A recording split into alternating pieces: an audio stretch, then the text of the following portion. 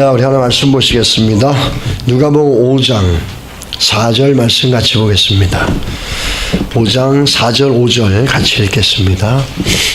누가복음 5장 4절 5절 말씀 같이 보겠습니다. 사시셨죠? 같이 읽겠습니다. 시작. 말씀을 마치시고 시몬에게 이르시되 깊은 데로 가서 그물을 내려 고기를 잡으라. 시몬이 대답하여 이르되 선생님, 우리들이 밤이 새도록 수고하였으되 잡은 것이 없지만은 말씀에 의지하여 내가 그물을 내리리다 하고. 아멘.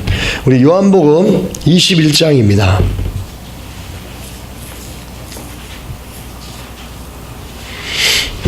자, 우리 21장 5절, 6절 같이 읽겠습니다. 시작. 예수께서 이르시되 얘들아, 너희에게 고기가 있느냐? 대답하되 없나이다. 이르시되 그물을 배 오른편에 던지라. 그리하면 잡으리라 하시니 이에 던졌더니 물고기가 많아 그물을 들을 수 없더라. 아멘. 여러분, 요 종이 받으셨습니까? 여기 아브라함 형제가 그 사역 속에서 있었던 이야기들을 했는데, 제가 간단하게 정리를 해주면 그 수렌드라 코레티라는 한 형제의 이야기입니다. 2014년에 아브라함이 복음을 전할 때 이 형제가 강력하게 반발을 해서 경찰서에 신고를 했답니다. 그래서 두 경찰이 와서 자기를 갖다가 잡아가려고 했었는데, 크리스찬으로 컨버팅 시키는 것은 범죄다, 그렇게 얘기하면서 했지만 하나님 은혜로 다행히 그때 잡혀지지가 않았답니다. 그러나 복음을 전하지 말라는 강력한 경고를 받았대죠. 그런 후 4년 후에 2018년 올해 7월 달에 이 수렌드라 형제가 그 3번의 동일한 꿈을 연속으로 꿨는데, 그 꿈이 뭐냐면 자기가 펄펄 끓는 용광로에 던져지는 거였답니다. 그럴 때 그 아브라함이 나타나서 자기를 건져주는 꿈을 3번 연속으로 꿨답니다. 그래서 수렌드라가 아브라함에게 찾아와서 물어봤습니다.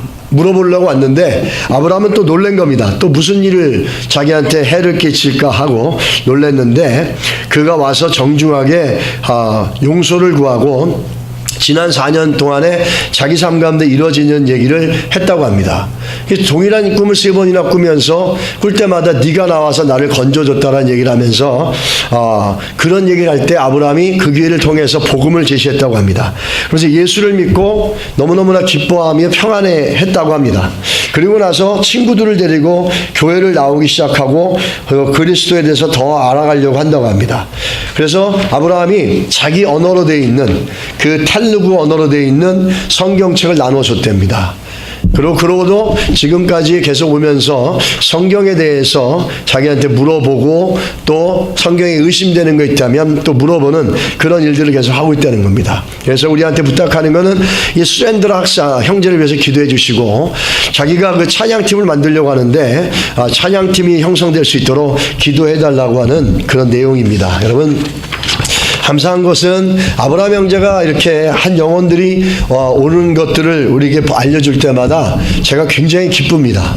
기쁘고 감사하고 정말 살아있는 것 같은 느낌들을 우리가 받습니다.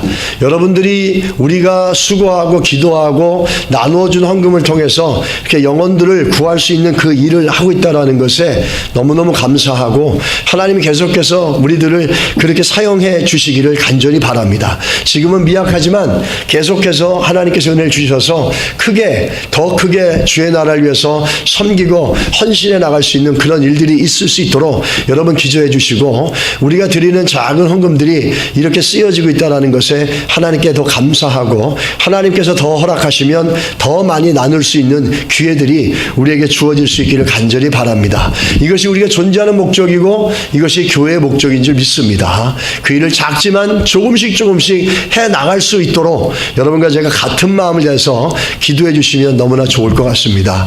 제가 또 한 가지 이번 주에 들었던 이야기인데요. 제 아는 목사님이 이런 얘기를 하더라고요. 이게 칭찬인지 잘 모르겠는데 칭찬으로 받아들였습니다. 지난 10년 전에 자기가 목회자들끼리 모여서 성경을 공부하는 모임을 가졌답니다. 10년이 지나고 나서 지금 그 목회자들은 다 교회를 그만뒀고 떠났고 연락도 되지 않는다고 합니다. 근데 10년 전에 저의 교회는 가장 열악했고 심지어는 그런 교회들 중에서는 많은 후원과 큰 교회로부터 도움을 받았지만 저희 교회는 열악했었습니다. 아무도 없었고 우리 2가정 정도 있어가지고 하면서 여기까지 왔는데, 근데 그 교회들은 지금 다 문을 닫고 그 목사님도 어디가 있는지 모르지만 저희 교회만 아직도 이렇게 있다라고 하면서 참 놀랍다고 그런 얘기를 하는데 굉장히 칭찬으로 전 받아들였습니다. 그래서 감사하고 아마 섬겨주시는 우리 모든 성도들의 섬김을 통해서 하나님께서 여기까지 붙잡아 주신 줄 믿습니다. 또 한 가지, 분명하게 하나님이 이 교회를 통해서 하실 계획과 뜻이 있기 때문에 지금까지 붙잡아 주신 줄 믿습니다. 그 지난 시간에 여러 차례 위기도 있고 어려움도 있었지만 하나님께서 지금까지 올 수 있게 해주신 것에 대하여 감사하고, 꿈을 꾸는 것은 미래에 하나님께서 교회를 통해서 어떤 일을 이루어 가실까라는 것에 대한 믿음으로 바라보고 기대하시기를 주의 이름으로 부탁을 드립니다. 그래서 하나님께서 교회를 통해서 여러분의 기도와 헌신을 통해서 이루어가는 것들을 같이 볼 수 있게 되기를 간절히 소원합니다. 우리 한번 이 시간 기도합니다. 우리 아브라함 형제, 수렌드라 형제를 위해 기도하고, 또 기도하는 것은 하나님 우리 교회를 축복해 주셔서 이렇게 많은 영혼들을 주께로 이끌어가는 교회가 될 수 있도록 해달라고 같이 한번 이 시간 합심해서 기도하겠습니다. 하나님 아버지, 주의 은혜와 사랑을 여러분, 우리 성경을 보게 되면 제일 먼저 하나님이 천지를 창조하실 때 무엇을 제일 먼저 창조하냐면 빛을 먼저 창조합니다. 빛이 있으라 하심에 그렇게 빛이 되어집니다. 왜 빛을 먼저 창조했을까라는 생각을 우리가 해보는데, 빛이 가지고 있는 고유한 성격 때문입니다. 빛은 항상 에너지가 있습니다. 어둠은 에너지가 없습니다. 어둠은 에너지가 없어서 한번 어둠 가운데 빠지면은 헤매이고 길을 잃고 방황하고 절망하고 낙심하는 겁니다. 에너지가 있는 사람은 절망하지 않습니다. 그렇게 끊임없이 절망하고 낙심하고 나락의 그 깊은 구렁이로 빠져나가는 게 어둠의 특징입니다. 근데 빛은 비춰질 때부터 생명력이 있습니다. 왜냐하면 빛에는 에너지가 있기 때문입니다. 빛이 비춰지기 시작하면서 삼라 만물이 태동하기 시작하고 움직이기 시작합니다. 빛이 내려질 때 나뭇잎과 나무들과 모든 그 식물들이 그 빛을 받아서 탄소 동화 작용을 일으키면서 그들의 모습들을 회복하고 자라나가고 성장하고 열매를 맺습니다. 물고기도 마찬가지입니다. 빛이 물에 비춰지기 시작하면서 빛이라고 하는 에너지가 들어가며 물에는 미생물 플랑크톤들이 생겨나가면서 그 플랑크톤들이 물속에서 생겨나면 그 플랑크톤을 물고기가 먹습니다. 그럼 물고기가 생명을 얻고 힘을 얻고 살아가면 우리는 빛으로 말미암아 이루어진 나무 열매와 야채와 그리고 물고기와 고기들을 먹게 됩니다. 그래서 빛이라고 하는 생명의 능력의 에너지는 우리들의 살아가는 삶 가운데 직접 간접적으로 굉장한 영향력이 있고 우리의 그 삶 속에 삶을 유지하는데 너무너무 중요한 영향이 있다는 겁니다. 빛이 없으면 생태계가 파괴되고 생명체들은 죽어갑니다. 빛을 만드는 것들은, 빛은 새로운 것을 만들고 새롭게 변화시키며 또 새로운 방향으로 그 방향을 전환시킬 수 있는 힘이 이 빛 안에 있다는 겁니다. 오늘 그 본문을 보면서 예수가 빛이고 생명이라는 것이 어떻게 드러나냐면, 절망했고 낙심했던 제자들에게 예수께서 찾아가 주시고 찾아오심으로 말미암아 그들이 다시 소망을 갖고 힘을 얻고 하나님 나라를 꿈꾸는 역사가 일어나기 시작합니다. 오늘 그 본문을 보면서 두 가지 사건을 비교하면, 하나는 둘 다 대상이 똑같습니다. 근데 하나는 베드로, 누가복음 5장에는 베드로 한 사람에게 해당되는 것이고, 또 요한복음 21장 우리가 읽었던 5절 6절 말씀을 보게 되면 7명의 제자들과 베드로에게 해당되는 얘기합니다. 둘 다 어떤 특징이 있냐면, 밤이 새도록 물고기를 얻으려고 낚시질을 했지만은 그들이 아무것도 얻고 오지 못한 겁니다. 아무것도 수고하고 힘만 들었지 아무 열매도 없이 들어오는 그 사람들에게 예수께서 찾아가셔서 그들에게 삶의 새로운 목표와 새롭게 나갈 수 있는 방법들, 방향을 제시하면서 그들을 위로하고 새롭게 추켜 세우는 역사들을 이 본문이 얘기해 주고 있다는 겁니다. 근데 중요한 것은 두 사건의 결론이 동일하다는 거예요. 오늘 우리가 했던 누가복음 5장의 말씀은 어떤 겁니까? 그 아들 베드로를 불러서 내가 너를 사람을 낚는 어부로 만들겠다 이렇게 얘기합니다. 요한복음 21장에는 그 절망하고 패배감에 쌓여있는 제자들에게 찾아가서 결국에는 네가 나를 사랑하느냐 물어보시고 베드로를 어떻게 회복하냐면 내 양을 먹이라, 내 양을 치라, 내 양을 먹이라 그러면서 끝내는 결국은 예수께서 그들을 회복시키면서 하나님 나라의 목적과 꿈을 그들에게 부어주신다는 겁니다. 이 예수께서 찾아오셔서 절망하고 낙심한 가운데 찾아오셔서 부어줬던 건 뭐냐면 그동안 깨닫지 못했던 하나님 나라의 너무너무 중요한 것들. 하나는 예수께서 이 땅에 와서 처음 제자를 부를 때 사건이고, 요한복음 21장은 예수께서 이 땅을 떠날 때 마지막으로 제자들에게 분탁하고 얘기했던 사건이라는데, 근데 내용은 똑같다라는 겁니다. 둘 다 영혼을 섬기라는 겁니다. 내 어린 양을 먹이라, 양을 먹이라, 양을 먹이라. 나가서 낚시하라, 어부가 되라. 무슨 어부죠? 사람의 영혼을 낚는 어부가 되라 이렇게 얘기합니다. 둘은 그 다른 것 같지만 똑같은 결론을 내리고 있다는 겁니다. 우리 이걸 통해서 우리 주님께서 우리들에게 원하는 것이 무엇인지를 분명히 알 수 있습니다. 그의 나라와 그 일을 구하면 그 모든 것에 더하신다라고 주님의 말씀처럼, 여러분 먼저 우리가 구할 것은 우리가 던질 수 있는 그물을 통해서 하나님의 나라, 하나님께서 우리에게 원하는 하나님의 나라를 이루려고 하는 꿈과 소망을 가질 때 예수가 끊임없는 생명력과 에너지를 우리에게 부어주신다는 사실입니다. 할렐루야. 우리의 삶의 목표와 목적이 그 어린 양을 먹여라, 양을 먹이라는 것처럼 끊임없이 빛 대신 예수를 바라보면서 그 빛 대신 예수가 주는 에너지로 말미암아 하나님의 나라 영혼 구원과 영혼들을 향해서 끊임없이 관심을 갖고 나갈 때마다 감당할 수 있는 빛의 능력처럼 우리에게 에너지를 주시고 힘을 주셔서 많은 열매를 맺게 하신다는 사실입니다. 중요한 것은 하나님께서 여러분과 저를 부르셨을 때, 성도로 부르셨을 때 어부로 부르셨지 낚시꾼으로 부르지 않았습니다.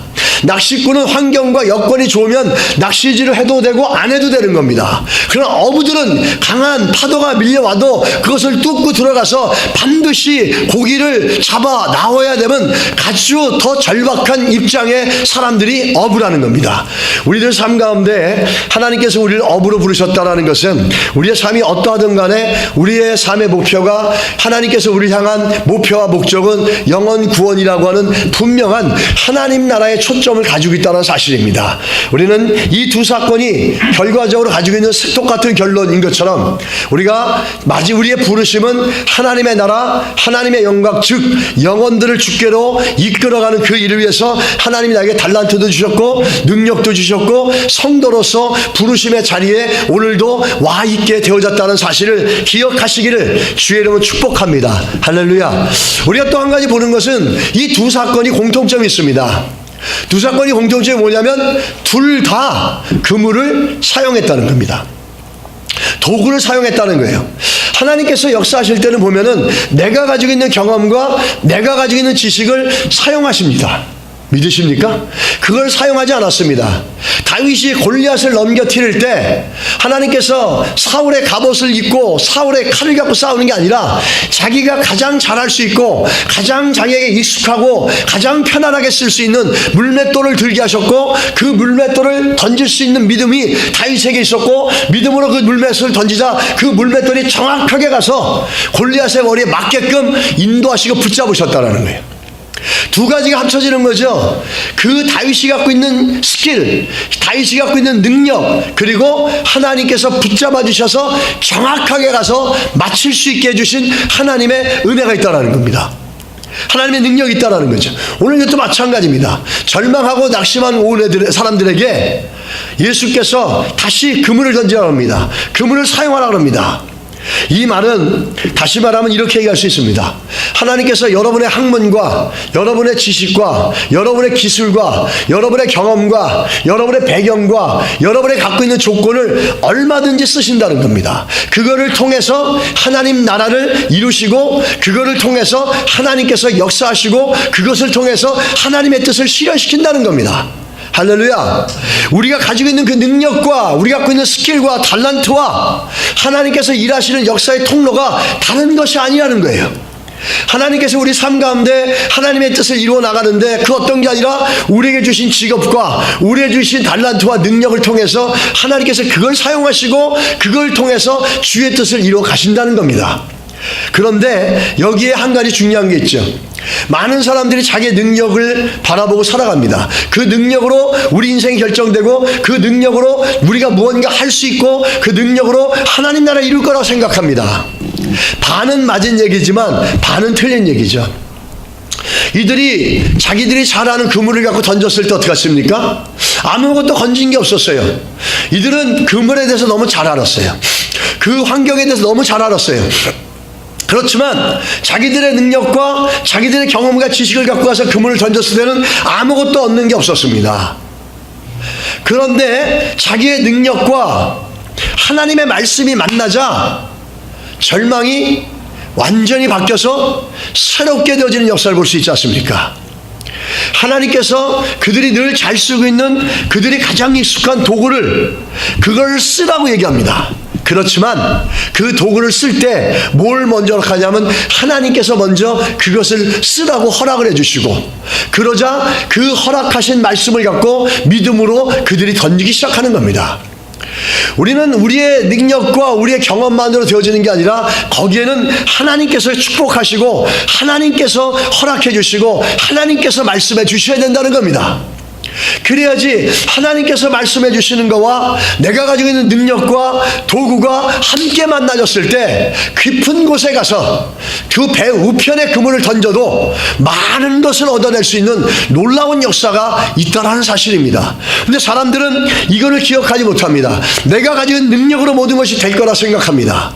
내 능력으로 의지하고 던져지고 내 능력으로 내 인생이 될 거라고 생각합니다. 내 능력만 있으면 이걸로 하나님 나라 이룰 거라 생각합니다. 목회자들도 마찬가지입니다. 목회자들도 아무리 능력이 있다고 목회가 되는 게 아닙니다. 하나님께서 허락해 주셔야 되고 하나님의 은혜를 주셔야 되고 하나님의 은혜를 구해야 되고 믿음으로 겸손하게 주의 도우심을 구해 나갈 때 이 두 가지가 딱 맞춰질 때 그때 하나님께서 놀랍게 역사하시고 놀라운 열매들을 베풀어 가신다는 사실입니다. 여러분의 삶도 마찬가지입니다. 내가 가지고 있는 능력으로 살아가고 내가 가지고 있는 기술로 살아가지고 내가 갖고 있는 탤런트 되는 게 아니라 그 탤런트 위에 하나님께서 기름 부어주시고 하나님께서 허락해 주시고 하나님께서 은혜를 베풀어 주실 때 그걸 통해서 많은 열매들을 맺어나갈 수 있다는 사실입니다. 오늘 기억해야 될 것입니다. 아무리 경험이 많고 지식이 많고 내가 가지고 있는 도가 탁월하다 하더라도 하나님이 허락하시고 하나님이 은혜 베풀어 주시고 하나님이 하라고 말씀하지 않으신다면 그걸 믿음으로 받아들이는 사건이 없다면 그런 일들이 우리 안에 믿음이 없다면 우리가 가지고 있는 것을 귀하게 쓸 수가 없습니다. 여러분 무디 목사님은 그분은 아무것도 가진 게 없었어요. 아는 것도 배운 것도 없었습니다. 오직 성령에 붙잡히고 하나님의 말씀을 아는 것 하나 정말 약하고 너무너무 부족한 거 하나 그 하나님 말씀 아는 거에 성령께서 부어주시니까 정말 그 시대에 한 시대를 바꿔놓는 놀라운 인물이 되지 않았습니까? 우리가 가지고 있는 그 능력으로 무엇인가 하려고 한다면 우리는 어려울 수 있으나 겸손하게 하나님의 은혜를 구하고 하나님의 도우심을 구하고 하나님께서 써주시고 하나님께서 사용해 주시기 바라는 그런 겸허한 믿음이 있을 때 우리가 가지고 있는 기술과 능력과 탤런트를 하나님께서 갑절로 풍성하게 좋은 열매로 나타내 주실 줄 믿습니다. 할렐루야. 여러분과 우리 가운데 그런 은혜가 있길 주의를 축복합니다. 우리는 오늘도 기억해야 될 줄 믿습니다. 내가 가지고 있는 탤런트가 되는 게 아니라 하나님의 은혜를 구해나가시는 믿음의 역사가 있기를 주의 이름으로 간절히 축원합니다. 그래서 내 가진 능력과 탤런트 위에 하나님께서 기름 부어주셔서 하나님의 영광을 위해서 복되게 열매 맺는 삶이 되시기를 간절히 소원합니다. 우리 인생의 그 주관자는 결국은 하나님이 하시는 건데, 우리가 작년에 얼마 전에 그 선거 때 그 보건부 장관인가 그걸로 얘기가 나왔던, 또 대통령으로 나왔던 벤 칼슨이라는 분이 있죠. 흑인입니다. 이분은 그 불우했던 어린 시절이 있었는데, 그럼에도 불구하고 그분이 예일 대학을 들어가고 존 홉킨스 외과 과정을 하면서 참 많은 일을 했지만, 그분이 Think Big이라는 큰 책을 썼습니다. 그 책의 내용을 보게 되면은 자기의 간직이 나오는데, 이분이 유용한 건 뭐냐면 그 뇌가 붙어 나온 두 쌍둥이를 분리 제거 수술을 너무너무 세계 최초로 처음으로 잘했다라는 겁니다. 그래서 1997년 12월 31일과 31일 양일에 걸쳐서 남아프리카 공화국 메둔사 병원에서 19시간째 수술을 하고 있었습니다. 벤 카슨 박사와 동료들은 탈진 상태에서 머리가 붙어서 태어난 잠비아의 샴 쌍둥이 조셉과 루카 반다를 분리하는 수술을 계속했지만 성공적으로 가지 못했습니다. 벤 박사가 들려진 그날의 상황은 이렇습니다. 수술실 옆에 회의실 자리에 다들 쓰러져서 앉으면서 수술에 필요한 인력들을 집합을 시켰습니다. 수술에 대한 중요한 결정을 내려야 했기 때문에 모두들 절망의 천을 그렸습니다. 이쯤에서 수술을 중단할 것인가를 고려해야 했었습니다. 수술의 일부위를 일단 봉합하고 시작. 하지만 다들 중단하지 말고 수술을 계속해야 된다는 동의했습니다. 부분적으로 불리한 상태에서는 두 아이들을 다 살릴 수 없다는 판단했었습니다. 현재로서는 수술을 계속하는 것도 위험하지만 계속해서 수술하는 것만이 현재로서는 최상의 선택이었습니다. 이제는 하늘에 맡기고 가는 수밖에 없어 수술실로 다시 가면서 나의 이런 생각은 곧 간절한 기도로 바뀌었습니다. 하나님이 수술을 주도하셔서 하나님만이 하실 수 있는 일을 나를 통해 이루시기를 기도했다. 그 순간 바로 전날 밤에 읽은 성경 구절이 떠올랐다. 예수님은 자신을 따르는 무리에게 엄청난 약속을 하셨다. 내가 진실로 진실로 너에게 이르노니 나를 믿는 자는 나의 하는 일을 저도 할 것이요 또한 이보다 큰 것도 아니니 이는 내가 하나님께로 감이라. 너희가 내 이름으로 무엇을 구하든지 내가 시행하리니 이는 아버지로 하여금 아들을 인하여 영광을 얻게 하려 함이라. 요한복음 14장 12절에서 13절 말씀이에요. 수술실로 들어간 우리 팀은 쌍둥이의 주위에 다시 섰다. 나는 하나님이 수술을 주도해 주시기를 예수님의 이름으로 기도했다. 예수님이 쌍둥이를 분리하는 수술을 하셨다는 기록은 성경에 없으나 이 수술을 분명히 이보다 큰 일을 하리라고 하신 약속하신 말씀에 해당된다고 믿었다. 우리 앞에 펼쳐져 있는 우열된 혈관 구조부터 시작했다. 내가 근무하는 미국 병원에는 수술용 현미경과 가지런히 정돈된 정밀 도구와 팔과 손을 받쳐주고 고정시켜주는 플랫폼이 부착된 수술용 의자도 있었다. 하지만 지금 이 수술실에서 내가 가진 것이라고는 수술용 메스 하나였다. 그 메스를 들고 투명해서 보이지도 않을 정도로 얇은 현갈벽을 하나씩 자르고 조심스럽게 분리해야 했다. 온몸이 마비될 정도로 나는 지쳐 있었지만 놀라운 힘이 내 손을 받치고 있는 느낌이 들었다. 마음은 아주 평온해서 움직이고 있는 내 손을 내가 제3자의 눈으로 바라보는 것 같기도 했다. 마치 누군가가 수술을 대신하고 있는 느낌이었다. 외과 의사로서의 수술 경력을 쌓아오는 동안 특별히 힘든 수술을 성공적으로 마칠 때마다 대기실에서 만나는 환자 가족들이 나를 위해 기도했다는 말을 셀 수 없이 많이 들었다. 그때마다 수술하는 동안 정말로 기도의 힘을 느낄 수 있었다고 정직하게 대답하고 했다. 이렇게 기도의 능력을 나는 계속 체험해왔다. 하지만 그날 메둔사 병원의 수술실 같은 경험은 처음이었다. 하나씩 서로 붙여있던 100개가 넘는 혈관이 분리되며 절단되었고 새로이 연결되었다. 조셉과 루카를 연결하고 있던 마지막 혈관이 분리되는 순간 오디오에서 핸델의 메시아 중 할렐루야 합창이 울려 퍼졌다. 그 수술실에 있던 모든 사람들도 온몸에 전율을 느끼며 놀라운 기적이 일어났다는 것을 느꼈다고 확신한다. 하지만 그 기적을 이룬 것은 우리 자신이 아니었다. 장장 25시간에 걸친 수술이 끝났다. 하지만 축배를 들기에는 아직 일렀다. 우린 즉시 두 팀으로 나눠 쌍둥이를 맡았다. 아직 해야 할 일이 많이 남았고 피로는 점점 몰려왔지만 신경외과 의사들은 기뻐서 어쩔 줄 몰랐다. 두 아이의 뇌는 심각한 부종 증세도 보이지 않았고 출혈도 보이지 않았다. 수술 시간 전체를 통틀어 수술도 수혈도 4병밖에 하지 않았다. 더 기쁜 소식은 혈관의 우리혈이 전혀 생기지 않았다는 사실이다. 두 아이의 뇌의 혈액순환도 정상으로 돌아왔다. 조셉과 루카의 수술이 대성공일 뿐 아니라 두 아이 모두 정상인으로 살 수 있게 된 것이다. 수술 부위를 꿰매고 보호막으로 소의 심낭을 덧대면서 우리는 정말 신이 났고 신경외과 수술팀이 다시 한번 회의실에 모였을 때 정형외과 팀이 두개골을 붙이기 시작했을 때였고 의자에 앉자마자 우리는 모두 잠에 골아 떨어졌다. 정형외과 팀의 작업이 끝나고 우리는 다시 수술실로 돌아갔는데 쌍둥이 중 한 명이 벌써 눈을 뜨고 양손으로 내시경을 잡아당기고 있는 모습을 보고는 깜짝 놀랐다. 쌍둥이들이 중환자실에 당도했을 때는 또 한 녀석이 똑같이 내시경을 잡아당겼다. 28시간의 수술 후에는 보는 이 광경은 생명의 경이로움 그 자체였다. 하지만 우리 수술팀을 이끄신 가장 위대하신 의사인 그분께는 놀랄 일이 아니었으리라 믿는다. 가장 위대한 의사, 그분은 인생의 생사복을 주관하시는 하나님 아버지 주 예수 그리스도 오직 그분께 존귀와 영광을 드립니다 라는 겁니다. 최초로 두 쌍둥이의 뇌를 분리시켰던 이 벤 칼슨의 간증입니다.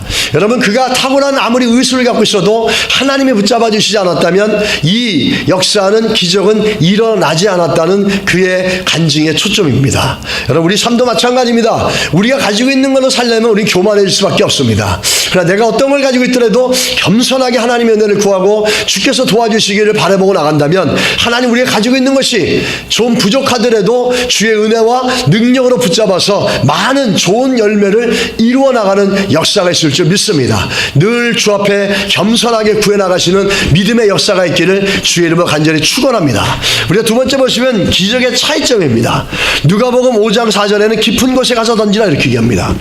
깊은 곳에 가서 던지라고 얘기할 때는 모르는 곳입니다. 왜 모르는 것이냐면 이스라엘 백성들은 밤에만, 갈릴리 바닷가는 밤에만 그 낚시를 하게 되어 있습니다. 그물을 던지게 되어 있습니다. 밤에 깊은 데를 못 가고 낮은 곳에서 합니다. 왜냐하면은 낮에 하게 되면 물이 맑아서 그 모든 그 내려오는 것들을 다 보게 됩니다. 그래서 낮에 밝은 곳에서 낚시를 못하게 됐고 낮에 하지 못하니까 밤에 하는데 밤에 어떻게 하냐면 깊은 곳에 못 가고 낮은 곳에서 하게 되어 있습니다. 그런데 그 통념을 깨고 전혀 다른 것을 얘기합니다. 깊은 곳에 가서 던지라는 거예요. 해가 중천에 떴습니다. 해는 밝고 너무 밝은데 깊은 곳에 가서 던지면은 물이 맑아서 그 물이 내려가는 도중에 그 시간 차이 때문에 이 고기들은 그걸 보고 다 떠나가고 도망가게 될 수밖에 없는 거예요. 그런데도 불구하고 어떻게 합니까? 이 베드로가 우리가 밤이 낮도록 열심히 했지만 우리 능력으로 아무리 해도 안 됐지만 우리가 말씀을 의지하고 깊은 데 가서 그물을 던지겠습니다라고 하며 베드로가 말씀에 순종하며 그물을 던지고 있다는 겁니다. 그 그물을 던지면서 우리 한 가지 기억할 건 뭐냐면 이때는 베드로 혼자였다는 겁니다. 예수님께서 찾아와서 이 기적을 일으킬 때 누가 있었던 게 아니라 베드로 한 사람만 있었다는 거예요. 우리는 이것을 통해서 한 가지 이 사건의 목적이 있다는 겁니다. 그 목적은 뭐냐면 깊은 것, 모르는 것이에요. 알지 못하는 거예요. 불특정 다수인들에게 복음을 전하라고 하는 성도를 부르신 하나님의 목적이 여기 있다는 겁니다. 베드로를 불렀던 베드로와 7명의 제자들이 함께 있을 때 그들에게 가가지고 동일하게 내 양을 먹이라 말씀하신 것처럼 이 두 가지의 특징은 뭐냐면 같이 복음을 전하고 혼자 있던 둘이 있던 함께 있던 간에 복음을 전하가는 그 일을 충성되게 하라는 겁니다. 할렐루야. 믿으십니까 여러분? 우리의 부르시면 복음을 전하는 거예요. 아는 사람에만 전하는 게 아니라 깊은 곳, 모르는 곳에 가서 모르는 문화 속에 모르는 사람들에게 모르는 언어 속에서 복음을 전해나가라는 겁니다. 불특정 다수인들 모두에게. 이게 성도의 부르심이고 이게 교회의 목적이라는 겁니다. 이 목적을 이루기 위한 성도가 되고 이 목적을 이루어 드리는 교회가 될 수 있게 되기를 우리가 기도해야 될 줄 믿습니다. 할렐루야. 여러분과 저의 부르심의 목적 목적은 이 영혼들을 구원하는 거죠. 알든 모르든 간에 그곳에 가서 내 경험을 의지 않고 주의 말씀을 의지하고 가서 복음을 전하고 그들을 주께로 이끌어가는 그 일을 위해서 우리가 부르심을 받았다는 사실입니다. 우리 그것을 위해서 존재하고 있고 그것을 위해서 내가 성도로서 불림을 받고 있다는 사실을 기억하시기 바랍니다. 할렐루야. 그 두 번째 보시면 배 우편에 던지라 그럽니다. 이 누가복음 5장은 베드로만 한 사람에게 그물을 던지라 하지만 여기에는 베드로만 있는 게 아닙니다. 여러 사람들 중에 자기만 건드리고 주님에 되어졌지만 지금은 자기와 같은 여러 제자들이 함께 있으면서 한 배에서 한 그물을 던지게 돼 있다라는 거예요. 그전에는 혼자니까 혼자가만 하면 되지만 그렇지가 않다라는 거야. 특정 지역을 지정해서 주님이 그물을 던지라고 합니다. 하나님이 예정하시고 구원하시기로 작정하신 그룹들을 말씀의 그물을 던져서 건져 올리시라는 겁니다. 불특정의 많은 사람들에게 복음을 전하지만 그 중에서도 하나님이 예정하시고 구원하시고자 하는 영혼의 숫자는 우리는 알 수 없지만 한정되어 있다고 하지만 그 숫자도 우리가 알 수 없지만 끊임없이 그들을 향해서 복음을 전하는 게 어디서 하는 거냐면 여러 사람들이 함께 그물을 던졌던 요한복음 21장의 사건처럼 우리 교회가 우리 모든 성도들이 하나님의 구원받은 자들 하나님이 구원시킬 자들을 향해서 끊임없이 그것을 향해서 그물을 던지라는 겁니다. 혼자가 있어도 복음을 전하고 여럿이 있어도 한 교회가 되어져서도 그 여럿이 힘을 모아서 협력해서 복음을 전하는 그물을 던지는 그 일을 끝까지 이루라고 주께서 말씀하고 있다는 사실입니다. 여러분 우리 교회가 존재하는 것, 우리 개인이 성도로서 훈련받은 모든 거에는 항상 그 사람들을 낚는 어부로서 내 양을 먹이라고 하는 하나님의 분명한 메시지와 우리들을 부르신 목적이 그 안에 있다는 사실입니다. 여전히 우리가 예수를 믿는 게 내가 잘 먹고 내가 잘 살고 내가 잘 되기 위해서 부르셨다고 한다면 우린 신앙생활을 잘 못하는 겁니다. 분명하게 부른 것은 내가 부르심을 이룬 것은 하나님 나라를 이루기 위해서 하나님 부르셨다라는 거야. 믿으십니까? 영혼들을 구원해가며 영혼들을 구원하기 위해서 나를 성도로 부르시고 내가 가지고 있는 능력과 내가 가지고 있는 달란트 가운데 하나님께서 기름 부으시고 하나님이 붙잡아 주셔서 하나님의 나라에 수많은 영혼들을 주께로 불러들이는 그 통로가 되기 위해서 내가 성도로 불려받고 나에게 그런 달란트를 주셨고 나를 이 자리에 불러 앉히셨다는 사실입니다. 우리 그걸 기억해야 될 줄 믿습니다. 할렐루야. 그런데 중요한 건 뭐냐면 사람들이 우리의 능력을 믿고서 나를 위해 살아가든지 내가 능력이 있으니까 주를 의지하지 않든지 또 내 능력이 하나님보다 더 높다라고 착각하고 살든지 이러한 경우들이 너무 많기 때문에 하나님은 언제 우리에게 찾아오시냐면 두 사건 다 공통점이 뭐냐면 둘 다 절망했을 때 찾아옵니다. 누가복음도 베드로가 열심히 밤낮 전졌지만 아무것도 얻지 못합니다. 요한복음도 나가서 열심히 전했지만은 그물을 던졌지만 아무것도 가져오지 못합니다. 자기들의 능력과 힘이 한계가 되어졌다는 거예요. 아무것도 바라볼 수 없고 아무것도 얻을 수가 없고 자기의 능력들이 한계점에 찾아서 이제 얻을 수 있는 게 아무것도 없는 거예요. 의지할 수 있는 게 없는 거예요. 바로 그때 우리 주님께서 찾아오셨다는 거예요. 그때 찾아와서 그들에게 하나님의 뜻을 다시 확인시키시고 너희는 어부로 불렸다 내 양을 먹여라 라고 하면서 다시 그 절망 가운데 있는 그들에게 하나님께서 하나님이 어떤 분이신지 알려주면서 니네들 능력으로 살아가는 게 아니라 하나님이 허락하셔야지 그물에 고기가 터지듯이 올릴 수 있고 니들에게 하나님이 허락하여 주셔야지 네 기술과 네 달란트도 열매를 맺을 수 있는 거라는 강력한 메시지 주면서 너희들의 삶의 목적은 예수를 위해서 그게 뭐냐면 영혼 구원을 위해서 살아가라고 명확하게 답을 주신 겁니다. 왜 하나님께서는 이때 찾아오셨을까? 왜 예수께서는 모든 것들이 절망되듯 찾아왔을까? 우리는 내가 가지고 있는 것을 너무 신뢰할 때가 많습니다. 내가 가지고 있는 능력, 기술, 달란트를 너무 신뢰해서 하나님이 허락하셔야 되고 하나님이 은혜 주셔야 된다는 이 겸손한 믿음의 모습들이 나타나지 못할 때가 참 많다라는 겁니다. 근데 내 능력과 내 한계가 무너지자 예수께서 와서 전하는 그 말들에 예수께서 전해주시는 메시지에 그들은 귀를 기울이며 믿음으로 깊은 곳에 가서 믿음으로 배 우편에다가 그물을 던져가는 분명한 순종의 사건이 드러나며 하나님과 우리가 가지고 있는 기술이 같이 만나서 주의 나라를 위해서 아름답게 쓰여지는 장면이 이루어지고 있다는 사실입니다. 우리 이 말씀을 통해서 되새기는 것은 우리가 절망하고 있는 것은 절망이 아니라는 겁니다. 하나님께서 우리가 듣지 못했던 것, 알지 못한 것들을 다시 깨닫게 해주면서 그 절망의 순간에 하나님의 우리 인생을 새롭게 시작해 나가는 놀라운 은혜가 이 안에 있다는 사실입니다. 여러분, 절망 가운데 절망할 것이 아니라 오히려 내 것이 무너지고 내 것이 끝날 때 주님이 나를 향해서 찾아오시고 나를 통해서 새로운 역사를 이루는 시작점이라는 사실을 기억하시고 낙심이 아니라 감사로 바뀌어서 이제 하나님이 나를 쓰시겠구나라고 하는 믿음의 고백으로 내가 더 겸손히 주를 의지할 수 있겠구나라는 믿음의 고백으로 바뀌어져가는 은혜가 있기를 예수 이름으로 축원합니다. 우리의 것들이 무너질 때 주님 찾아와서 그렇게 말씀하신다는 거죠. 그래서 우리가 우리의 것들이 무너질 때 우리가 절망하지 말아야 될 것은 주께서 찾아오셔서 우리의 무너진 것들에, 우리의 연약한 것들에, 또 내가 가지고 있는 기술에 실패했지만 그것을 들어서 하나님께서 사용하셔서 열매 맺는 시간들이라는 것을 우리는 기억할 수 있게 되기를 주의 이름으로 축원합니다. 그래서 예수 그리스도 안에 내 것이 무너졌을 때 절망할 것이 아니라 오히려 더 소망을 갖고 기대해 나가는 믿음의 모습들이 견고하게 우리 안에 있기를 축복합니다. 우리 정호승 시인이라고 제가 좋아하는 시인인데 이분이 희망은 아름답다라는 시를 썼습니다. 그 시에 보면 희망을 이렇게 표현합니다. 창은 별이 빛날 때만 창이고 희망은 희망을 가질 때만 희망이다. 창은 길이 보이고 바람이 불 때만 아름답다. 희망은 결코 희망을 잃지 않을 때만 아름답다 이라고 합니다. 저는 여기에서 희망은 결코 희망을 잃지 않을 때만 아름답다라는 그 말에 이렇게 바꾸고 싶습니다. 주 예수 그리스도를 향한 희망은 결코 희망을 잃지 않을 때만 아름답다라고 추구하고 싶습니다. 예수 그리스도를 향해서 희망을 가질 때 정말 소망의 가치가 있고 내 것이 무너졌을 때 진짜 소망이 나올 수 있고 그 끊임없는 예수를 향한 소망과 희망은 우리 인생을 더 아름답게 만들어주는 은혜가 있을 줄 믿습니다.